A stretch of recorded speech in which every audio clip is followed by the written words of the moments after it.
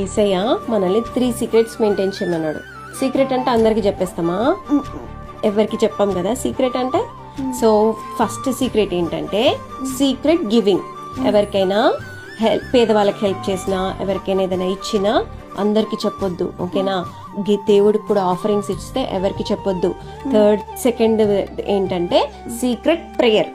నువ్వు ప్రేయర్ చేసినప్పుడు అందరిని ఇంప్రెస్ చేసేయాలని అందరి ముందు పెద్ద పెద్ద ప్రార్థనలు చేసి నువ్వు ఒక్కడివే ఉన్నప్పుడు ప్రేయర్ చేయకుండా ఉంటే దేవుడు ఒప్పుకోడు. సీక్రెట్ గా నువ్వు ఒంటరిగా ఉన్నప్పుడు దేవునితో ప్రేయర్ చేయాలి, దేవునితో గడపాలి. థర్డ్ది ఏంటంటే సీక్రెట్ ఫాస్టింగ్. నువ్వు ఫాస్టింగ్ ఉన్నప్పుడు అందరికి చెప్పేసి మనుషుల్ని ఇంప్రెస్ చేయడానికి నేను గొప్ప భక్తి పనులు అని చెప్పావనుకో దేవుడు చూస్తాడా?